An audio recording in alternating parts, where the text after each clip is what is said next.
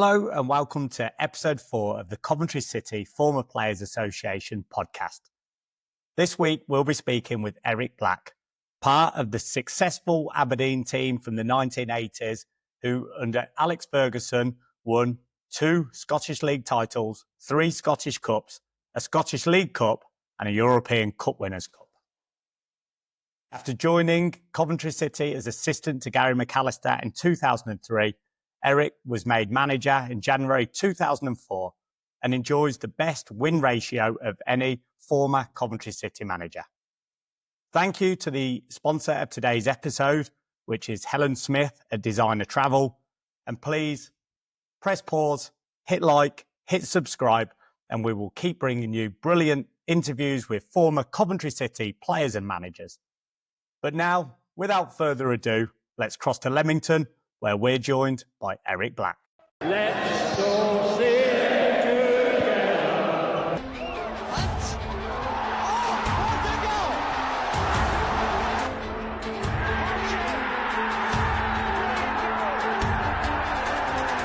Gus Harmer scores! The Sky Blues are sky high.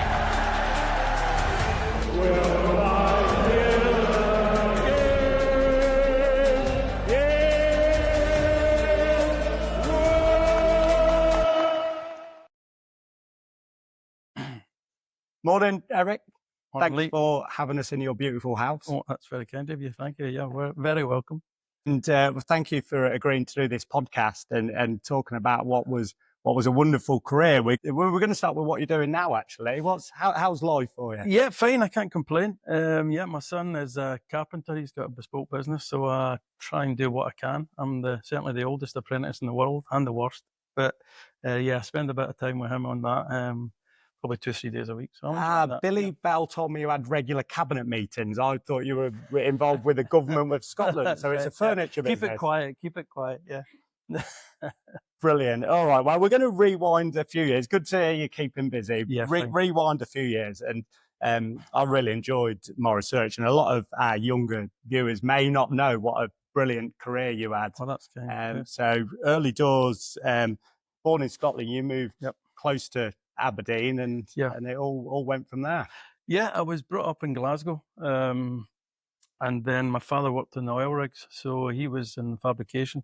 So they moved up to the Highlands, which I then about 13 or so moved to the Highlands of Scotland, which was a big jump from the city centre of Glasgow, but a good one. And from there, I continued the love of playing football. That's all I ever wanted to do was play football. And fortunately, through various games and regional things, etc. Aberdeen, we played Aberdeen at one point from the regional out, and I was picked up and they said, would you come and have some trials and spend maybe the holidays and the usual stuff? And eventually I signed with Aberdeen at the age of 16 as a professional contract. And who was the manager of Aberdeen at that time? It was a young chap called Mr. Ferguson, Alex Ferguson, who was very calm and completely the opposite. He was manager. Sir Alex was manager, which was an eye-opener for me because, one you compare it to, I had no other managers to compare it to. But I knew the minute I walked in the door that I'd arrived in a very competitive atmosphere, and he was something. He was definitely something. I can't say I enjoyed every minute of it. That would be lying. But would have achieved what I did without him?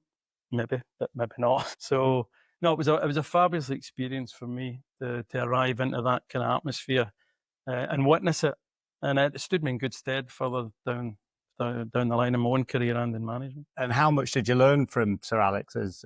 Well, again, it's learning. All I ever wanted to do was play football. So whatever he said, I did to try and get in the team. That's all I ever wanted to do, was get in the team and play and be regularly in the team. And I was fortunate enough to do that at 17. I made my debut at 17 and stuck around about the first team from then on. And it was in the best era of Aberdeen's history that I managed to coincide that with.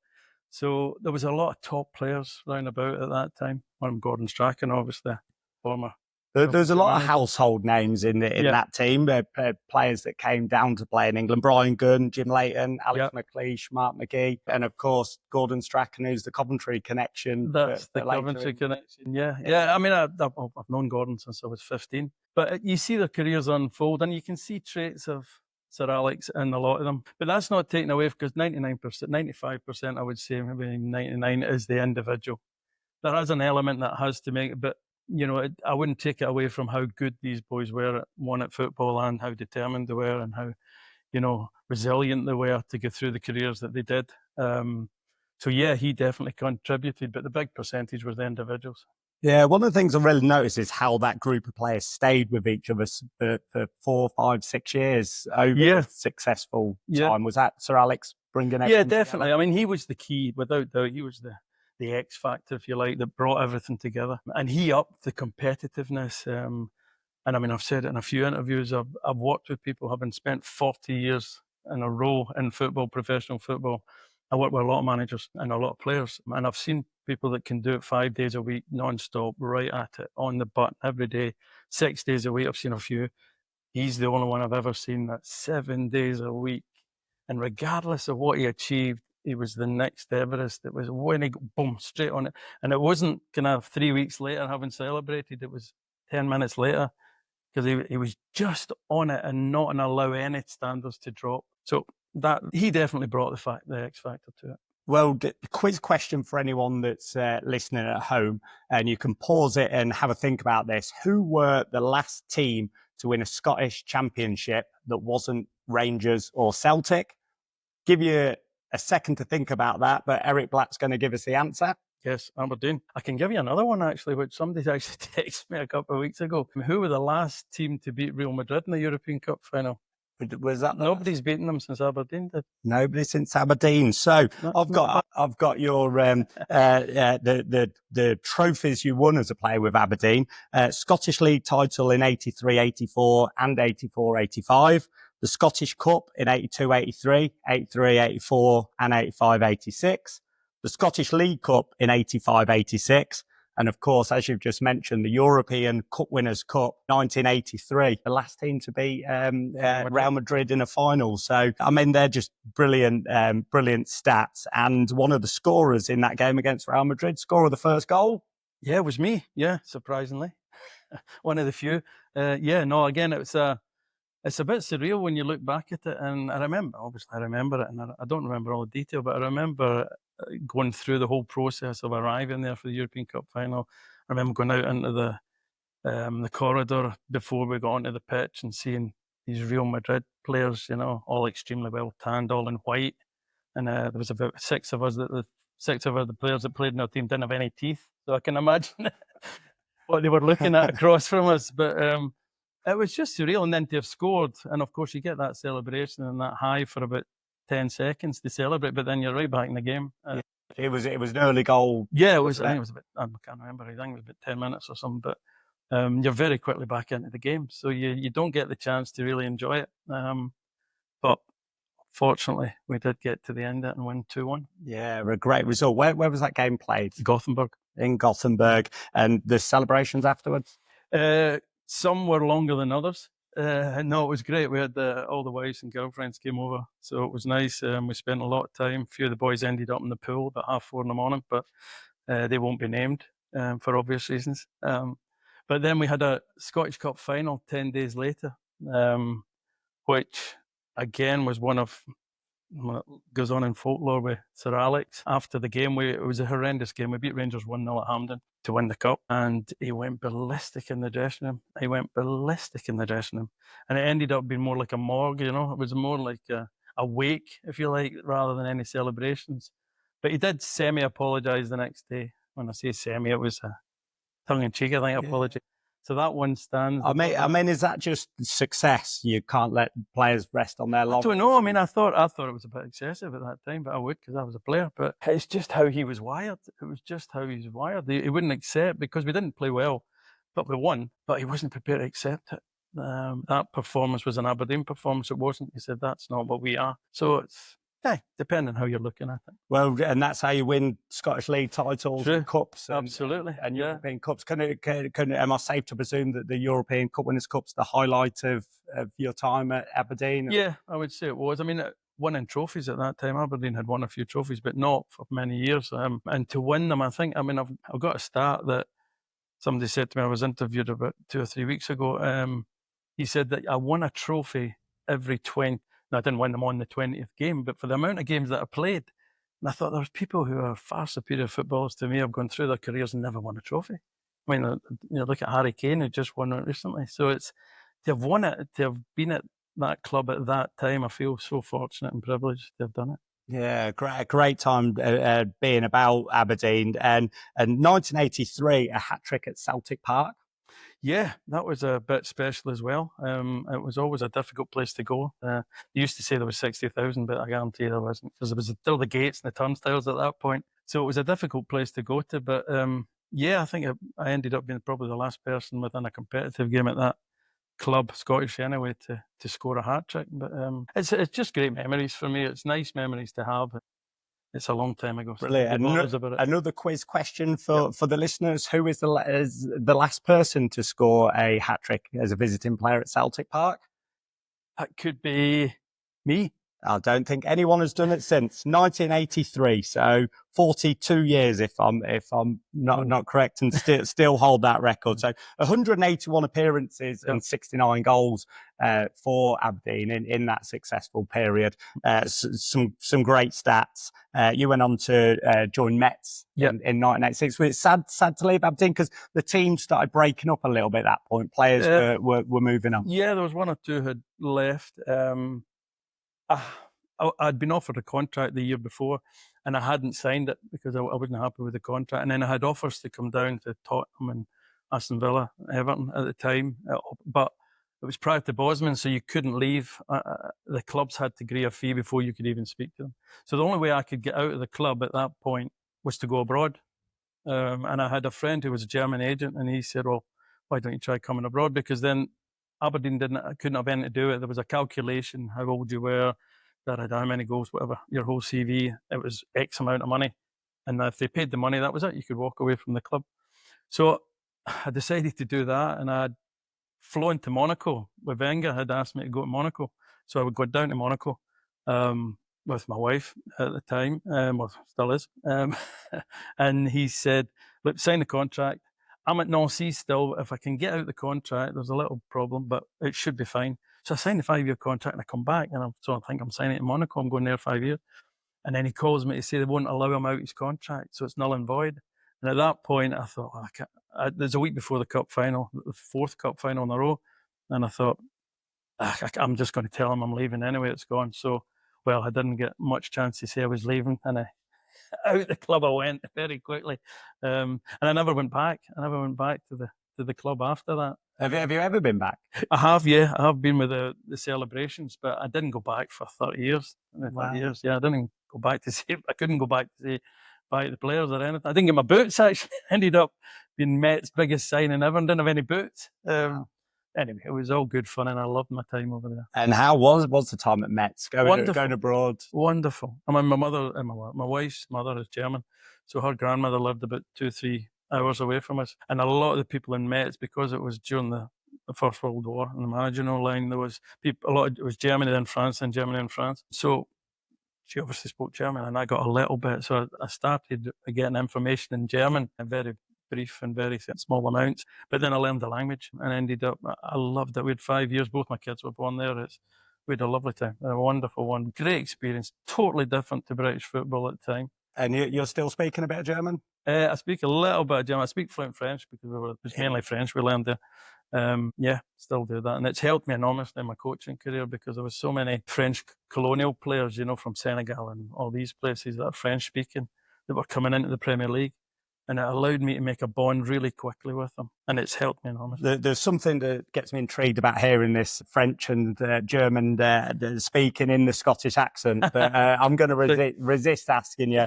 Okay. So again, 95 appearances for Metz, 34 goals, another good return, goal every 3 games. Yeah, it was.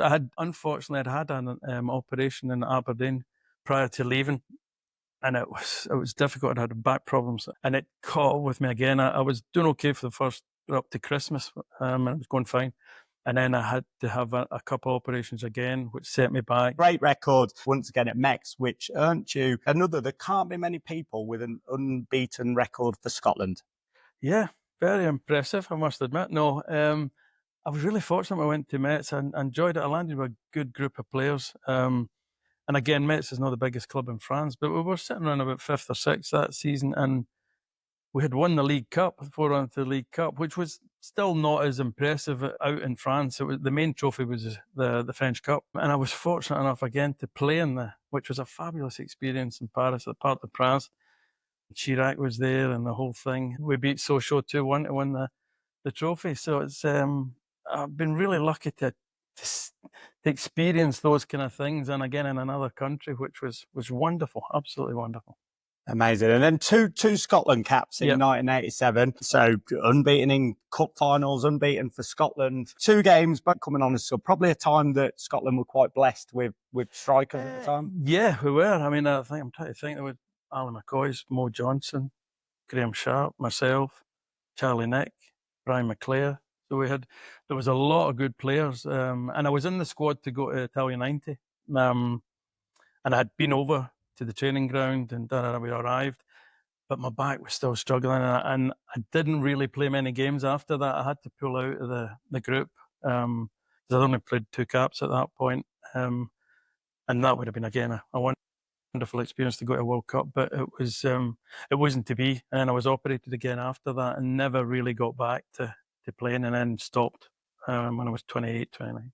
Yeah, such a shame. So the 2 Scotland caps were a 0-0 draw against Luxembourg and a 2-0 win against Hungary, where Ali McCoy's got both of the goals. Yes, so could have done without him keeping you out the team, I'm sure. Well, to be fair to Ali, I mean, Ali, probably not too many people know, but Ali and I have known each other since we were 5 or 6. We played in the same teams in Glasgow, and his father took the team, so we played in the same school teams. And so for me to make my debut, I'm sure he did a lot of goals and a lot of caps, but for me to make my debut with him, the 2 of us played up front as well. It was a fabulous, fabulous experience to do that. Having known him from the age of 5 or 6. Obviously proud to have played for Scotland. Oh yeah, even once, even if I got on the pitch, it was always a dream to play for your country as a young person growing up. So to do it, I mean, I'd love to have had 102 caps like Ken Dalglish, but just to get on the pitch for me was great. I'd love to have had more, but that was enough. Well, in a little snoop around your house, I have seen the caps hanging on the wall there, and very impressive to see. And you mentioned the back problems. I think it was 27 you were when the back. Yeah, I mean, I had it since I've been treated in Aberdeen when I was 17, and obviously didn't have the technology then that I have now. And I'd carried the problem all right through. And then at the age of 28, it became, I'd been to America, I'd been to Switzerland, I'd been to Germany, everywhere, and I had various operations, but it was just not resolving. I mean, I had to call it a day at that point. So I was 28 and I came back. I decided whether I'm going to stay in France, but they offered me a job in scouting and things, but my kids were just approaching school age, and I thought, it's either now or never. So decided to come back, and I'm back to the Highlands. Yeah, such a shame with your career going so well. And after speaking to Dave Booth 2 weeks ago, it's so sad for great careers to. Yeah, I mean, mine was nothing like Boostie's, obviously. But I just feel thankful that I had the career I did, and I crammed a lot into it. And if I could have had another career for 25 years and never won a thing or never experienced anything. So I think I was pretty fortunate. So how long did it take from retiring to did you have a bit of time out of football? How did the transition? Well, I had 2 kids, and I think it was 4 months and 3 or 4. So we went back to the Highlands, and I started building a house in the Highlands because that was where I was going to live. But there's not a lot of employment up there for an ex-footballer who can't play football anymore. So it was a kind of oh shit moment. But anyway, I started doing some stuff. I started bringing people over to do fishing and shooting because I had contacts over in France. So I did that for a little bit, and then Craig Brown gave me an opportunity to work with the Scottish Football Development Officer in the Highlands, which again was a remarkable experience, which I did for about 8-9 months and toured the whole of the Highlands and Skye and all the islands and everything, which was wonderful. Met some fabulous people. because they'd never had any contact to the SFA at that point, and I was kind of direct contact. So I enjoyed that, and then he offered me the job in Glasgow as assistant technical director about 6 months later, and that was me. I started on that journey. And then it went from Scotland with to Celtic. Yeah, I started it. I was working with under 21 teams, with the national teams, and under 18, 17. So I was always away, and it was great experience, and worked with some great people. And then I got the opportunity to be the first academy director in Scotland at Celtic, which I took and went for. I did it for about a year or so, and then was always problems at clubs I was at, especially Rangers and Celtic, and they sacked the manager. So I came in and took pre-season. And then they got a new manager in Joseph Venglos, who I met, and he said, "Look, I know you run the academy, but would you be my assistant?"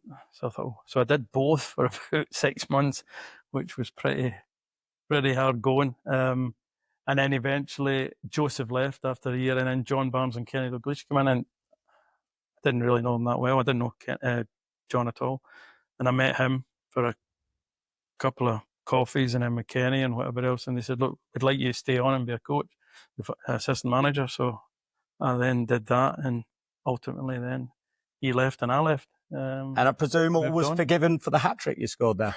That's it, never mentioned it. Kept that quiet.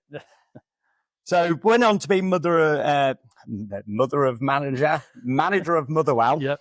That was a 25-game period and more great experience. And then it was over to Coventry. It was, yes. Where we will take a short break now, have a little word from our sponsors. And when we come back, we're going to speak about your time at Coventry. So we'll be back after this short break. Remember to like and subscribe, whether you're on YouTube or Spotify. Hi, I'm Helen Smith at Designer Travel and a fellow Sky Blues fan. Find me on Facebook and receive a booking gift when quoting CCFPA Eric Black. Play up Sky Blues. And welcome back for the second half, where I'm sure everyone was massively intrigued by your playing career in Scotland with your involvement into management. But what everyone's here at the Coventry City Former Players Podcast for is Coventry City. So we'll dedicate 20 minutes talking to that, which I have just updated you, reminded you how it went. 1 or 2, yeah. But you first came to the club as assistant to Gary McAllister in July 2003. Yep. How did that come about? Again, you alluded before about Motherwell, and I'd been, I think, about 20, 30 games at Motherwell, and I had worked on various contracts, and then the chairman said to me, "Well, Mo, we're going into administration." I thought, that doesn't really sound what I need to be hearing. Pat Nevin was director of football at that time, and both myself and Pat decided that we weren't prepared to keep going with it because of the current administration. We thought, right, we're out of here. And at that point, I got a call from Gary to say, "I'm taking over at Coventry, but I'm going to be playing, and I need somebody to do the coaching and be on the sidelines when I'm obviously playing." So I thought, well, that is an opportunity. I'd been living in Glasgow for that time. The kids were at school and whatever else. So it was a big jump to come down to England. I mean, it was a great step. It was the best move I ever made. But at that point, it was difficult. It was a difficult move to do it with the kids. But I thought, I've got to go and experience it and see it. So I went down, I spoke, had a look around, and decided that it was a great opportunity. And I must admit, it was the best opportunity. It was the best decision I ever made, was to come to Coventry. It really gave me a platform. So what was the sort of 2 seasons after we'd been relegated from the Premier League? No, it was the year we got down. The year after. Yeah, so what were the expectation levels? Surely we were expecting to be bouncing to go straight back. Yeah, and I remember it so clearly. I remember we were in Germany. I had a friend, a German agent that I knew, who had organised the pre-season for us, 6-7 games in Germany. So I think McGinnity was the chairman at the time. So Gary and I leave. We go over to do the pre-season. And he said to me 2 days after, he said, "Oh, the chairman's coming over." And I thought, well, not many chairmen come to pre-season, but that's nice. He's come over and have a look at the boys and give a bit of encouragement. So he arrived. And of course, we'd set the budgets prior to this start of pre-season, and we were looking to go back up. You know, we had to go back up. Basically, that was it. You come down, you've got to go back up very quickly. So that was it. He then arrived, and Guy said, "Oh, we've got a meeting with him about 7 o'clock. So we go down for a beer, and we're sitting, and he said, "We've changed the kind of perspective of where we are." He said, "We need 17.5 million quid in the next month, or we're going into administration. I thought, that doesn't sound like the budget talk we spoke about a month ago. Anyway, it was reality. So at that point, we had to sell Headman. We sold everybody that was worth any kind of money to try and get funds back into the club. So wasn't what we took on, but yeah, you don't have a choice. And it was, we were more than happy to have a go at it. Right. Okay. Well, a bad start, and sort of Gary did a decent job. Yeah. I mean, it was a hard task for Gary because he was still the best player by a distance, still the fittest player, still the best player by a distance. But it was hard, and he was coping with it really well. And I think the second season he would probably have lowered it a bit because it is a big demand. Being on the pitch, sometimes it's beneficial because you're actually on the pitch as a coach. You're at the side and you're trying to assess, but you're in the middle of it and you know what's happening. So it was good, but it's not an easy task to be training every day and try and be the fittest every day. And everybody's just looking for that weakness that, the manager's picking himself because he's Gary McAllister. He wasn't. He was the best player by a distance. He would have been the first player on the sheet every week. But then, unfortunately, there was obviously sad news with his wife at that point, and that became very difficult. Became unmanageable for him at that point. And then ultimately, he decided he had to leave. And that was a sad moment for everybody. But it was, at that point, then I was given the opportunity to carry on as a caretaker, if you like, for the time being. And I did. Well, I mean, you slotted in quite nicely to management. First game was away at Walsall. Yeah, very fortunate. And I remember a big part was bringing in Archie Knox as well, who'd been assistant to Fergie and a few other, Walter Smith, and fabulous assistant manager and coach. And I brought him in, and he helped me enormously. Absolutely helped me enormously. But we hit the ground running, and we just wanted to try and, do as well as we could. That's what you do in football. Well, as well as you could is starting with a local derby away at Walsall and winning 6-1. Yeah, that was a very nice start. That's always what you need in your first game. Yeah. Didn't always go to plan thereafter, but it was a nice one to get, obviously, a wee bit of pressure off that you would won a game, because when you go into management, you want to win a game as quickly as you possibly can. So that was a great start. It was a wonderful start. I think Gary McSheffrey scored. I think McSheffrey got 2, Andy Morrell got 2, an own goal, and Julian Joachim. So a good selection of players there. And all the strikers getting goals. So it was always nice. Marker playing in the wide left, but yeah. Great start. So it's a nice way to get the management running. The first 7 games, very good. 5 wins in the first 7 games, only 1 defeat in that time. And the wins weren't just 1-0s. They weren't grinding out results. They were big wins. 3-0 away at Wimbledon, 4-0 at home to Burnley, 4-1 at home to Preston. Is that your philosophy on football? Was it all-out attack as a striker? No, I'd have to say no. We knew we had to score goals, and it was the best way of doing that in a balanced way, if you like. But we had the players. I always felt we had players that could score goals given the opportunities. And certainly with Morrell, McSheffrey, you mentioned there. And I think Good Johnson coming in helped us a lot, I felt, because at that time the Championship was very linear. It was all up and down, and there wasn't too much interaction within people. Wingers played in the wide areas, and Goodson came in and played inside, like Gordon Strachan would do. Never took people on necessarily outside. Came in and made the extra man in the middle, and made a massive difference to being able to control games. And Michael Doyle, I mean, we just put Michael on their best player, and he would never touch the ball. So Michael Doyle did a phenomenal job. But we did a lot of good boys. Shawsey was there, and Big Mo Konjic. And we had some really good professionals who wanted to do well for Coventry and wanted to do well for themselves. Now, it was a good atmosphere, and winning games initially obviously breeds confidence and a wee bit of belief. And we were in a decent position. How was the crowd reaction at the time? We were obviously getting good. I mean, we're still at Highfield Road at that time. Yeah, it was great. I mean, I really enjoyed it. The crowd were great. And then the away crowd were great. I maybe even showed my last game. There must have been a couple of thousand went down to Gillingham for Shaw's unique goal. So, no, the travelling support was fantastic. And the home support was great, because Highfield Road was a great stadium to manage in. I never played there, but to manage in, it was fabulous. So no, it was relatively positive. So yeah, the good start with some great results. There was a blip in the middle. We went out of the FA Cup to Colchester. Yeah. Was that a big thing at the time? Was it teams now that are looking to get promoted almost want the FA Cup out of the way? Was that? No, definitely no. I mean, obviously you're in the Championship and you you want to go as far as you can in these things. I'm a great believer in that. You want to go far in every tournament because there's a little bit, again, confidence, and obviously you have to then manage injuries and whatever else, but definitely not. Colchester weren't a bad side at that point, but it was a massively disappointing result for us to go out, because I was hopeful that we could carry that on with the kind of league performances. But it's football. I've gone through the strikers that scored goals for you, but Dele Adebola got one in that Big game. Dilly as well, yeah. Yeah. I mean, you're talking In the about wrong net. I tell you what a great boy he was. I loved having him around the club. I loved having him on his presence on the pitch. And I remember the first day he came in, I thought, I don't think I've ever seen anybody that big. His legs were the size of my waist. And I thought, wow, what a specimen of a man to have, and a great guy, a good player, great play for Coventry.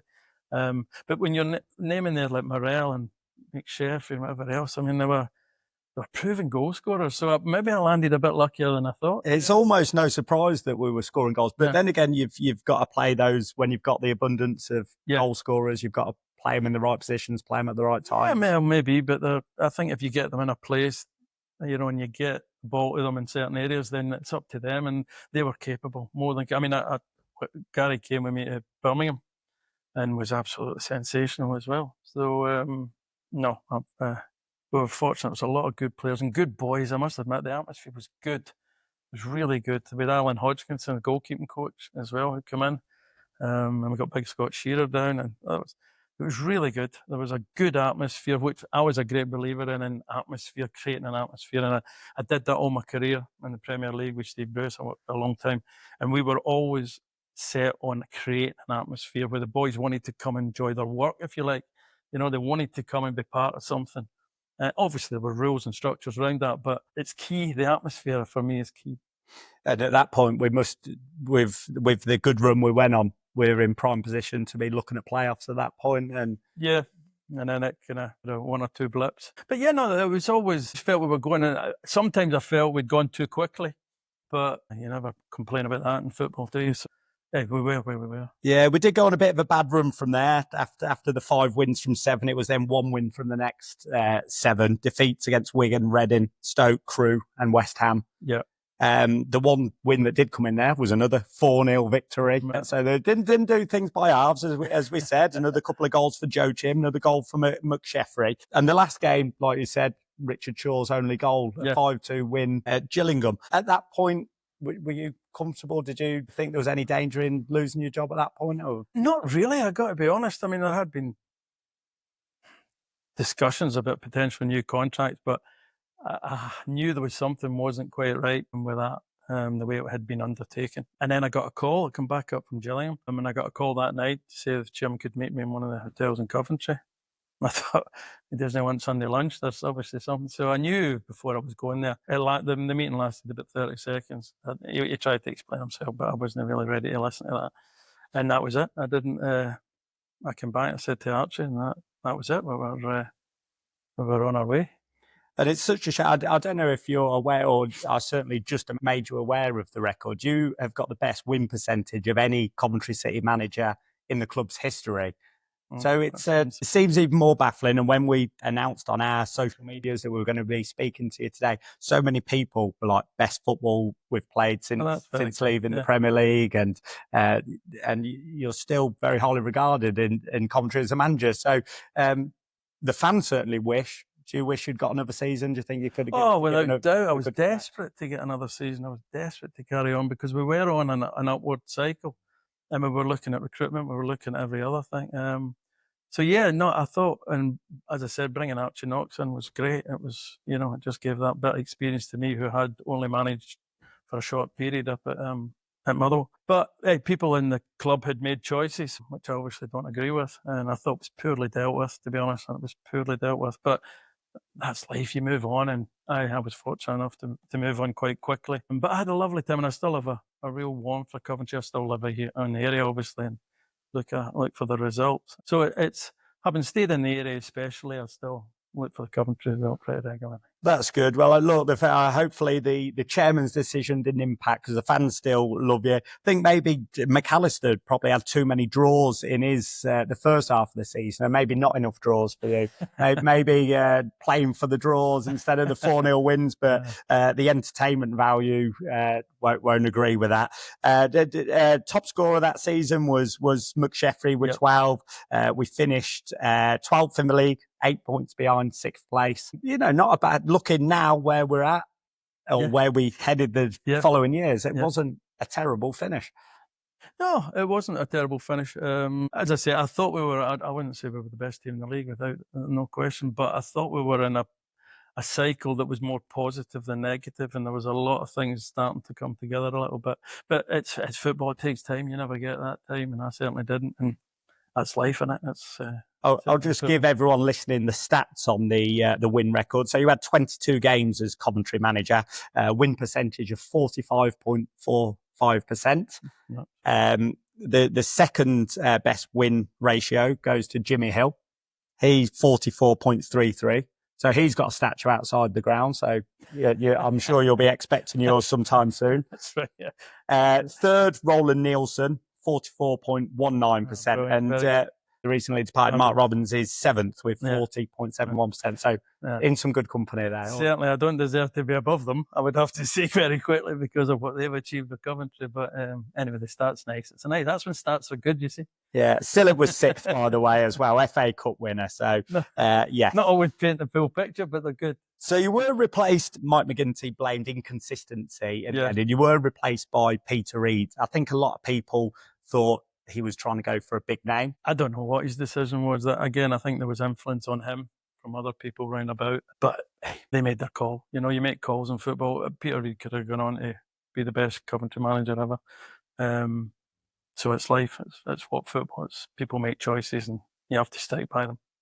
He didn't succeed, but you went on for a good management career, like you say, went around with Steve Bruce a lot. Yeah. A lot of roles, caretaker, assistants, manager positions, Birmingham, Sunderland, Wigan, Blackburn, Blackpool, Rotherham, Villa. Southampton finished. Southampton.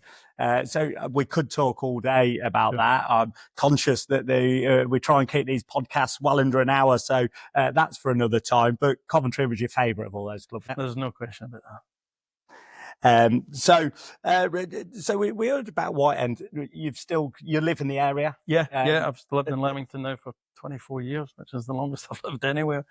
And I don't have any intentions of moving. I've got kids and grandkids here, so there's no chance of me moving too far afield. Yeah, and you say you keep an eye out for the Coventry results. Yeah. Who would you describe as your team?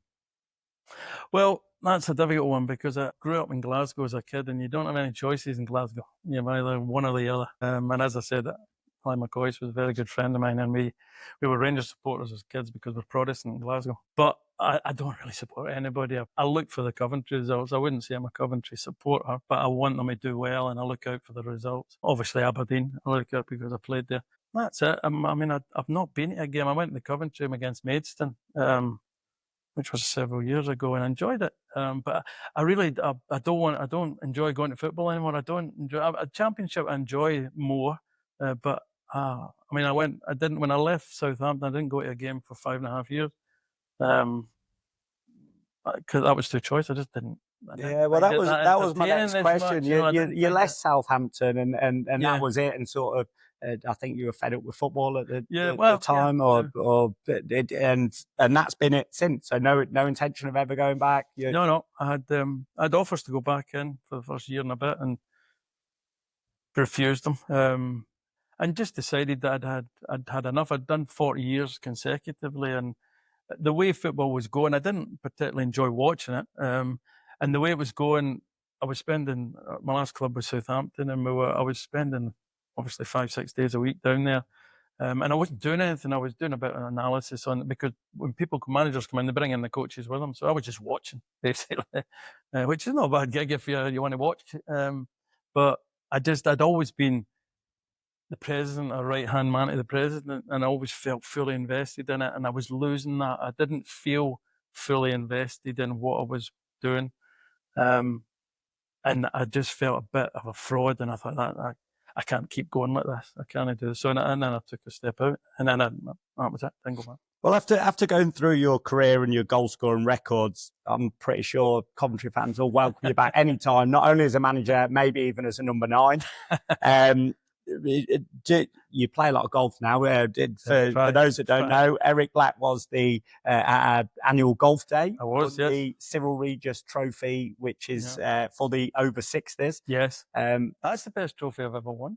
I didn't see that one next to the Scotland caps. It must be around here somewhere. It's got its own rim, that one.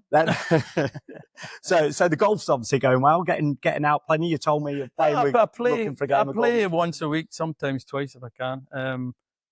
But I love it. I do enjoy it. We're all the same ex-footballers. You know, it's a bit of competitive edge. It's a bit of banter. It's a glass of beer at the end of it. It's all the things that we like, isn't it? So I don't get madly focused on it. I've got to say, I don't lose sleep over it because I lost enough sleep over 40 years of football. So I don't take it that, but I really do enjoy I love the whole thing. I enjoy it. Well, look, I'm sure everyone will agree. You're welcome back to Coventry anytime. Thank you. Hopefully you'll get to a few more games next season with the Former Players Association. You're always welcome. Thank you. I'm going to, what are your expectations for Coventry next season? Lampard's doing. Well, I've been mightily impressed with what he's done since his arrival. Been really good because it's not an easy gig, and for him coming in with such a big name, the expectations are through the roof. I think he's handled it sensationally well. I mean, the results have followed. So, obviously a close touch and distance last year. I don't expect anything because I know what football is like, but I would love to see the same thing again and get up there and hopefully this time maybe cross the line. So fingers crossed we'll see Coventry soon back in the Premier League. Well, if his win record is anything like yours, we'll be going very close. Hopefully we'll slot him in seconds maybe. I'd be more than happy for him to take the lead. More than happy. Some quick fire questions just to finish. What is Eric Black's favourite drink? Wine, red wine. Likes a red wine. Yeah. Favourite crisps? Do I look like somebody who eats a lot of crisps? No, that's why I said you could still be number 9. I do. God, I wouldn't even know what to say that one, to be honest. I don't know. I've no idea. I don't eat crisps. I've got to be honest. Dave Booth knew straight away, didn't he? In fact, there's a national appeal to bring down the price of peanuts since Dave Booth's interview. This might be a simple one. Would you prefer to see Scotland win the World Cup or Coventry win the Premier League? Oh, you've put me on a spot there. I'm going to have to... I am pretty patriotic. I'd have to go with Scotland. I didn't doubt that was going to be the answer, but I'm sure Coventry's a close second. Yeah. One modern player you'd love to manage now? You know, I did manage and I loved it, was Jordan Henderson. I managed him for 2 years at Sunderland, and he is the ultimate professional. I mean, a kid that came up from Sunderland and through the system, he is what every coach's dream. Desperate to be a footballer, desperate to listen, desperate to do well, hunger. And he's obviously achieved what he's achieved. So I'd manage him again. There you go. And obviously every England manager thinks the same, and back in the Premier League next season with Brentford, I believe. So look forward to seeing that. And lastly, one thing you'd change about football? I don't like the way the game's played now, and I don't like the prescribed nature of the game now. It's too structured for me. I liked a little bit of flexibility and a bit more pressure put on the individuals to perform and take care of that. I find it so predictable and boring, to be honest. Ladies and gentlemen, I'm sure you've found that a fascinating interview. I certainly enjoyed every minute of doing the research on the great career and management career that Eric Black's had. Eric, thank you for your time. An absolute pleasure, Lee. Cheers. Pleasure. Hopefully we'll see you at the CBS next season.